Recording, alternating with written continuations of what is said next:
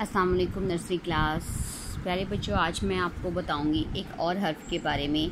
ये है हर्फ हे और इसकी आवाज़ है ह। ह से शुरू होने वाली तस्वीर में रंग भरिए। अब आप देखिए, इनमें से ह से शुरू होने वाली तस्वीर कौन सी है, हलवा या जग? आप देखिए, ह से जो शुरू होता है उसमें रंग भरिए।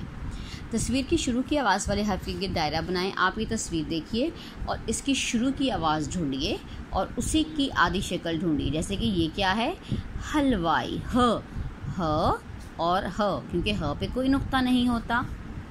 उसके बाद ये तस्वीर देखिए, टमाटर, ट। उसके बाद बेटा आप ये तस्वीर खुद देखें और इसकी शुरू की आवाज़ और उसकी आधी शक्ल पे दायरा लगाएं। उसके बाद आप आएँ, तस्वीर को शुरू की आवाज़ वाले हर्फ से मिलाएं। ये तस्वीर देखिए और इसमें से वही हर्फ ढूंढ के आप उसके अंदर उसको उससे मिला दें। इस डॉट को आप उससे मिला दें, ठीक है? जिससे भी आपने मिलाना है। आप पहले ये तस्वीर देखें क्योंकि आप पढ़ चुके हैं ये तस्वीर के बारे में। प्यारे बच्चों, अब आप लिखेंगे बाद में आने वाले हर्फ। ट के बाद क्या आता है, तो आप पहले यहाँ पर लिखिए अ, ब, प, त, ट,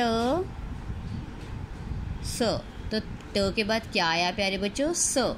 हम यहाँ पे लिखेंगे स। ज के बाद क्या आता है प्यारे बच्चों, हम लिखेंगे ज, च, ह, ख। ज के बाद क्या आता है, च।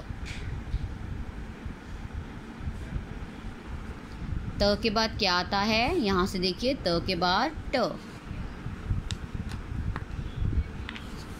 च के बाद प्यारे बच्चों ह।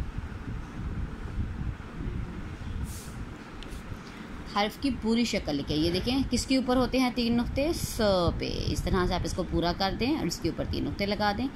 ये किसकी शक्ल है, ह, क्योंकि इस पे कोई भी नुक्ता नहीं है।